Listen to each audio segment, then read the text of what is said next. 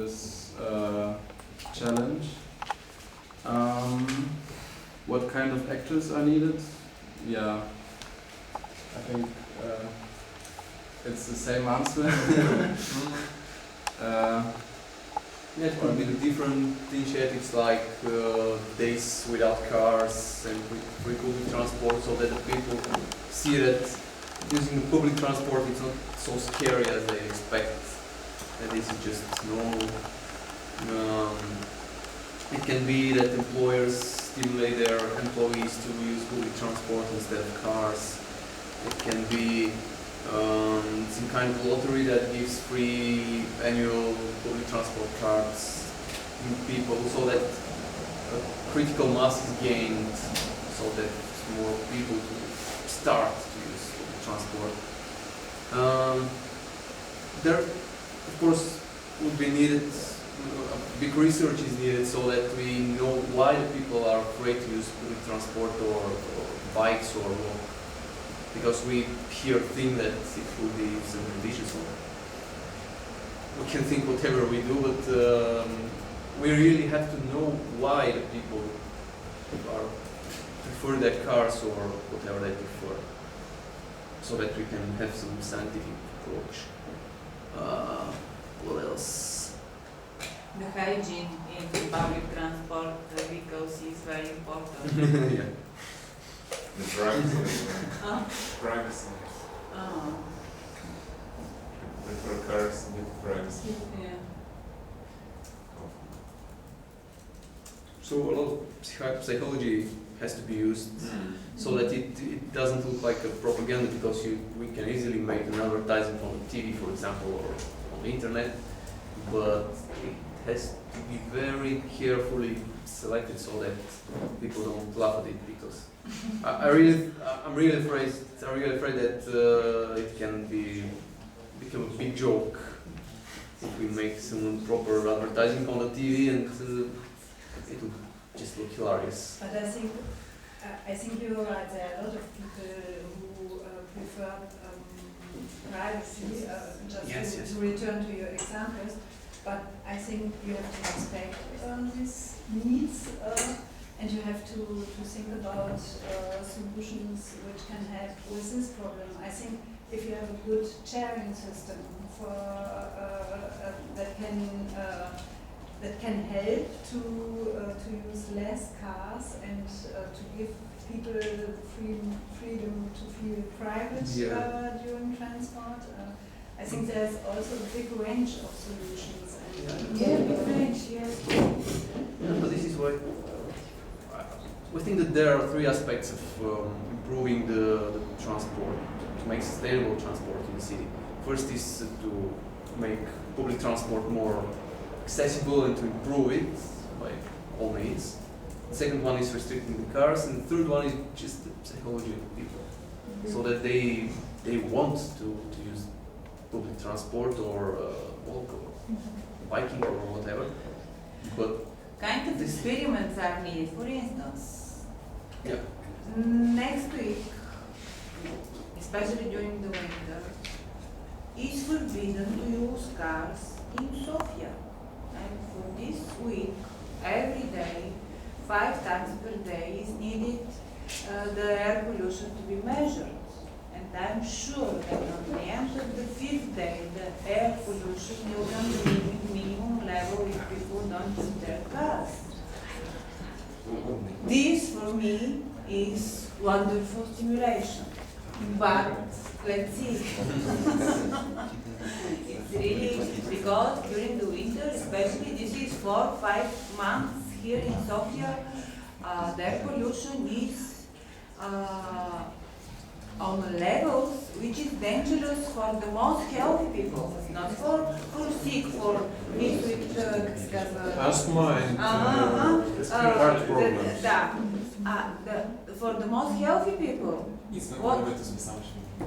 Okay, what to tell about kids and for people with serious health problems, etc. So that's 1 week forbidden measure. Let's see what the experiment will show us. What's the name I think of your smokers won't agree with us. Huh? What's the name of your extremist group? I'm not extremist. I'm absolutely regular. I could agree on 1 week no cars, but 1 week no job, no work. You're not going to work for 1 week. I don't As care well. about business. Our current I care public about transportation health of the system people. of- Yeah. Business have to take care of themselves. Sorry. Are you going to eat air or you're going to eat food? Not You prepared. should I'm buy. not extremist. It's very extreme. No. Time for the second group. No, So that's we not use 1 extreme. million euro or we will It's very extreme. 4 months of the year during the winter, especially in this period with a lot of viruses. The pollution, the air pollution, to be on levels which is dangerous for everybody.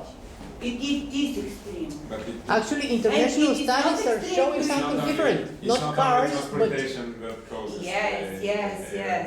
quality. But But the the poor- other thing to enter the We'll people's move houses. to the next group and we Yeah. will discuss Yeah. later. Thank you Now we very have much. the big discussion. So can we have this next group, the second group? Nicht da, nicht da, da das war ja nach dem Plus Shall I? danach ja nicht gestanden, das ist ja nicht. I'll try to read what you write here. Okay. Second group. It was hard for us to say first to choose the 2 topics, but we tried to focus on setting up a common goal for Sofia that is related to transport and is a common goal for every kind of authority, business, or even individual citizens to perceive and to Proceed. Aim at Okay. all, proceed. Okay. The second topic was intermodality. For the first one,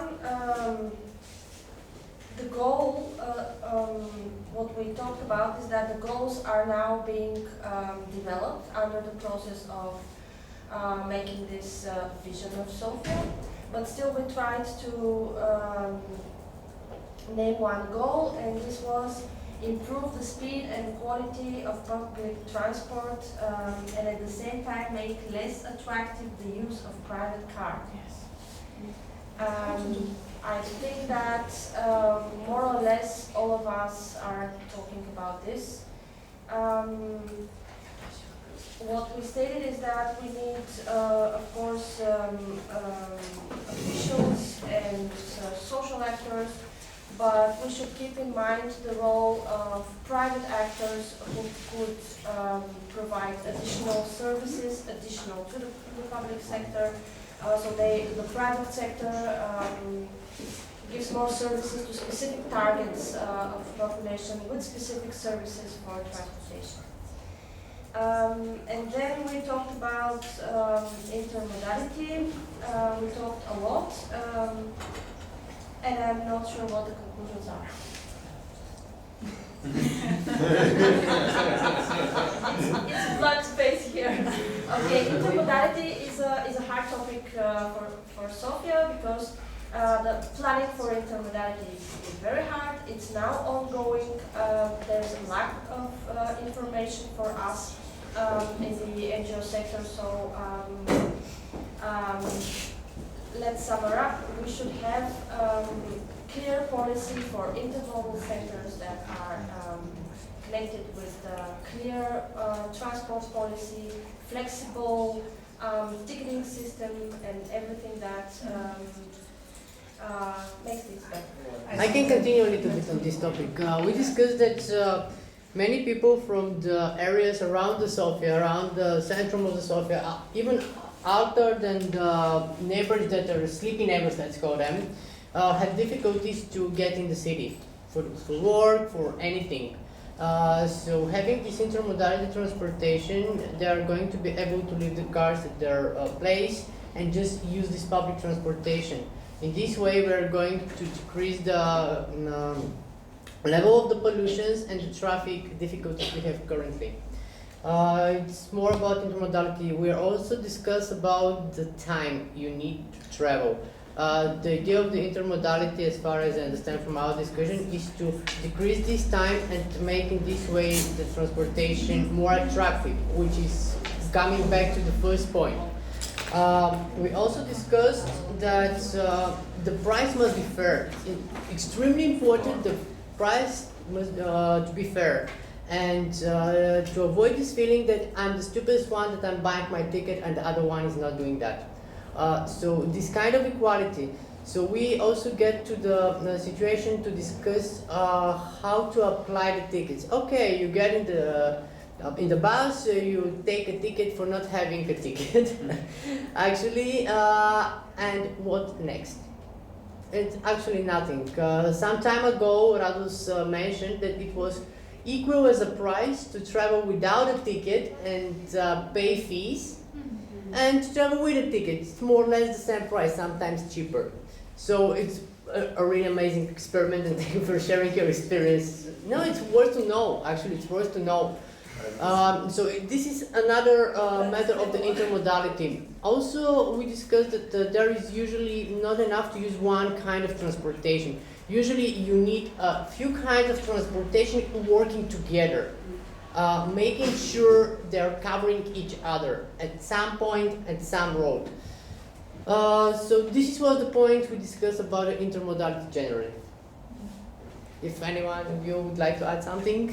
I think that that model was the most concrete proposal we had. I think it's very important that you buy as a customer, that you buy one ticket, and you are able to use with this ticket all kinds of transportation in a city, and not only bus, train, metro, but also shared bikes, perhaps car sharing can be also included, and I think that would really be a blended solution, and that could facilitate the time of transportation and the ways of transportation. And that is why I mentioned before that it is really important to reflect the possibilities of digital tools, because they can really facilitate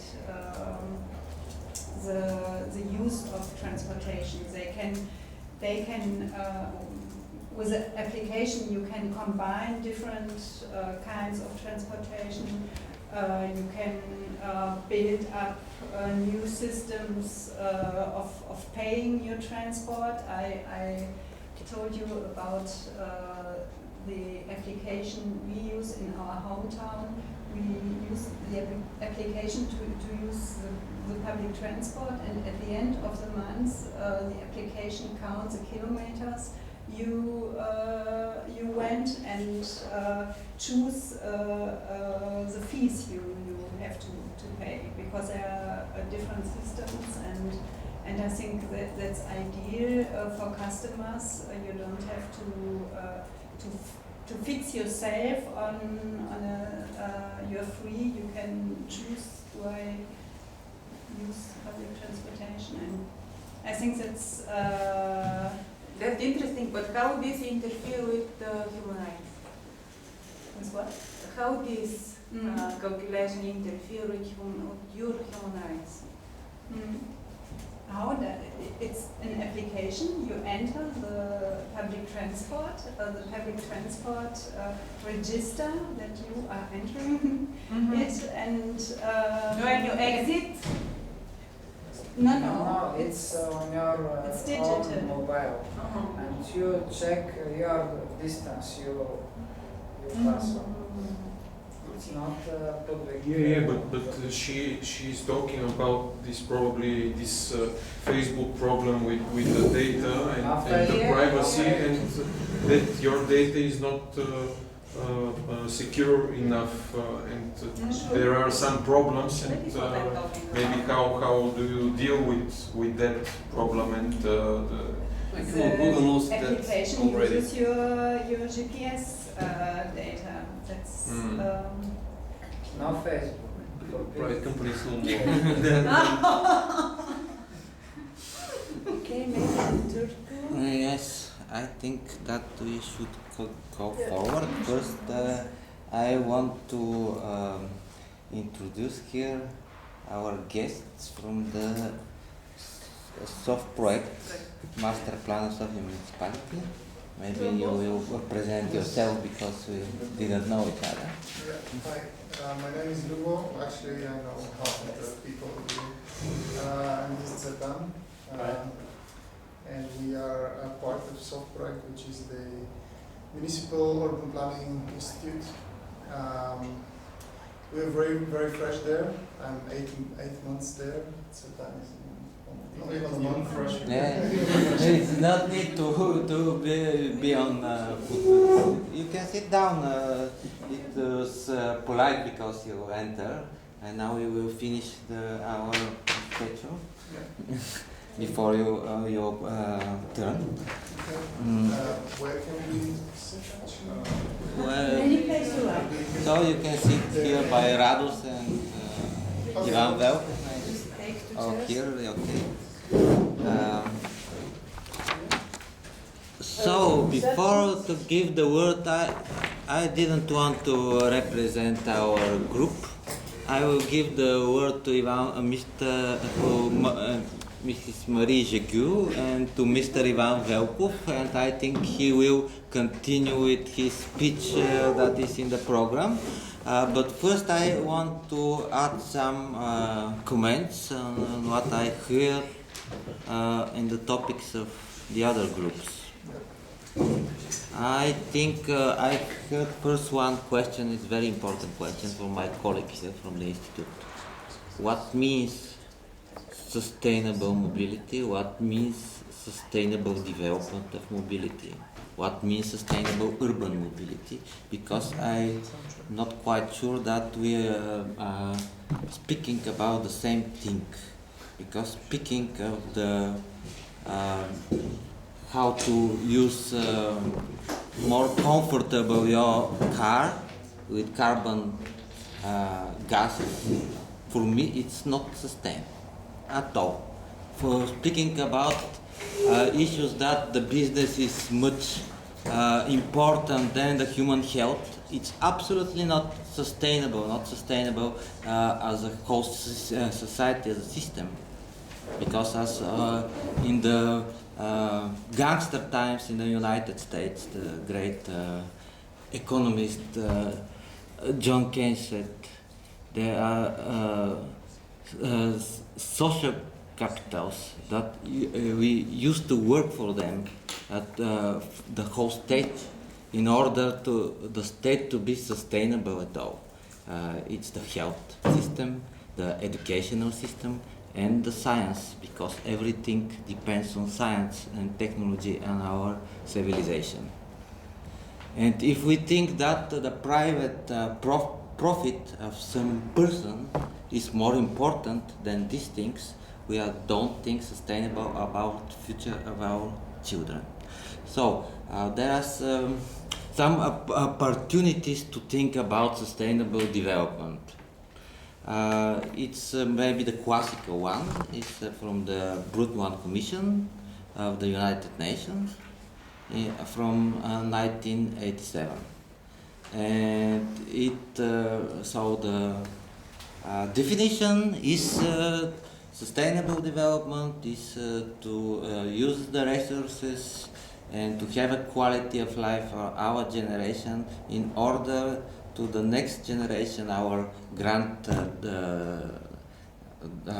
daughters and grandsons, to have minimum the same quality and the same level of life and the same resources that can be used. That means zero level of development at all. If you or maybe something more than zero, but something like this. Energy efficiency, how many energy to put in the system and how many energy the systems lose. It would be around zero, equally. Oh, okay. And there is also one problem, a very big problem with the social psychology and the symbols, because for many people that I'm talking with, they would not get on the public transport, not because another reason, but because it's not by their class, not by their like a style, because no one from their social level use the public transport. They will be ashamed if they go to the tram, and this is symbols. This is symbols, and I think that we have to. How to change these symbols, how to change, and one of the things that Danny said is for me is very useful. Maybe not for a whole week, maybe for one day first, for 2 days, but to get people used to not to use their car, because there is a car obsession. The people who drive cars, it's social psychology. They just get obsessed. Really I to get good presentation, please.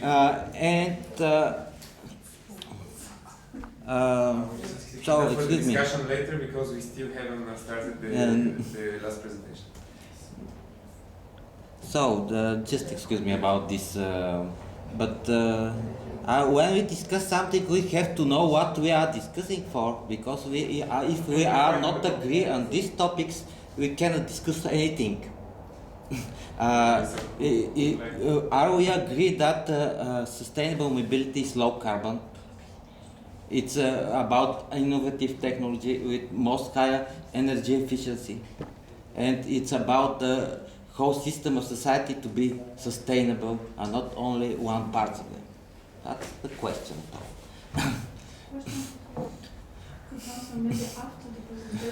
We are still waiting for the last presentation to open the discussion. Okay. Now I give the floor to Marie Jecu and to Ivan Velkov to present the results of our group.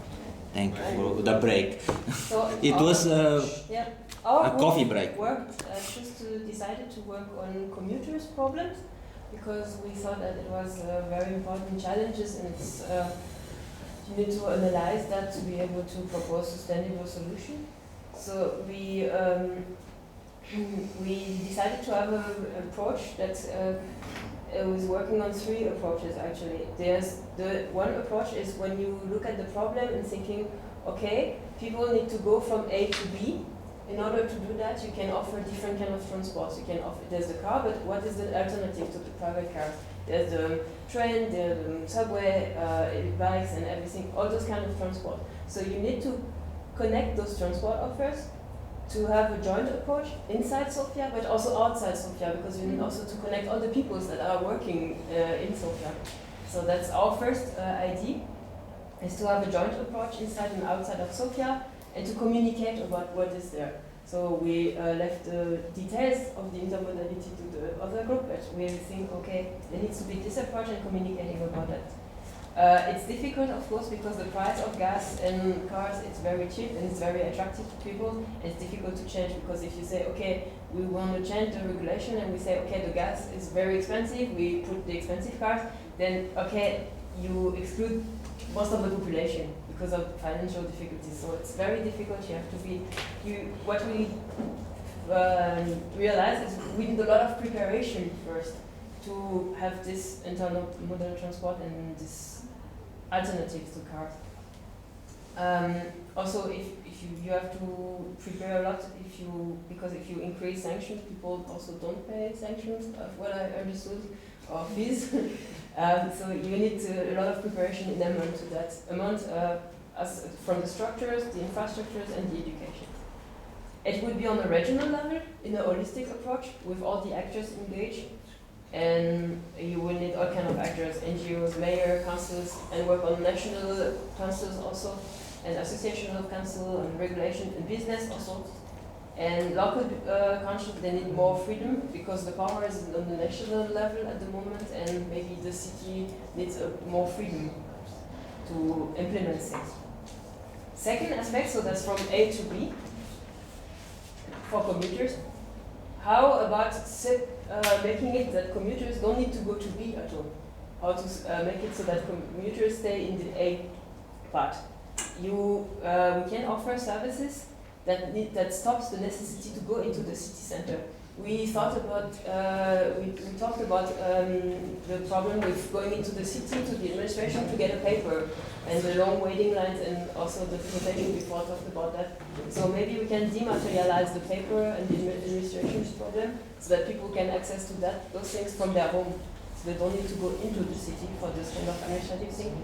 And if you're talking about regular commuters, daily commuters, that are people that are going to their work, maybe you can think about other forms of work, like co-working spaces next to their home, or working from home, or all kind of new forms of work. Then you will need to talk with companies about that, about, okay, how to make it that people go less into the center. Or you could also think about decentralize the administration offices, not put everything in the center, everything in this street. It's historical, it's the Roman street, okay, but maybe you can have little annexes of those buildings outside of the city. So that would be on the city level, on an administrative approach, but also cultural approach. Yeah. And the next, so we had how to go from A to B. We have to go how to stay at A. And the next part is how to bring B to A. That is included developing delivery services maybe, or like joining in schools or centers where they're all next to you and maybe they can take care of different things. Like people who get their water, I understood there's sources and people travel into the city to get their water. Maybe you can have good delivered with the mails or everything, with all those kind of new services that can bring it to your home. Yeah, did I forget something? It's perfect. Yeah. Excellent. Thank you. So maybe coffee break with discussions, if there is I think we don't have enough time. Maybe we could have coffee on the table. Yes. Yeah, we can have a short break so everyone can help himself with coffee or cigarette. 5 minutes? Yeah. Well, I will let's ask our guests if they have enough time because they're very busy people. Имате ли време да... Well, I don't want to impose our schedule on the rest of the... So if you guys decide on coffee breaks, then it's coffee break. Okay. We're gonna come over as very authoritarian. Не става дума да... Добре, окей. Just for a cigarette, okay. Okay, 5 minutes break.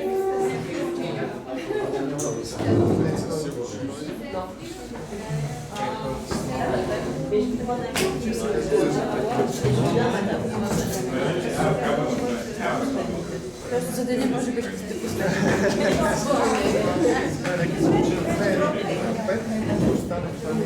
Всички сме си играли още преди.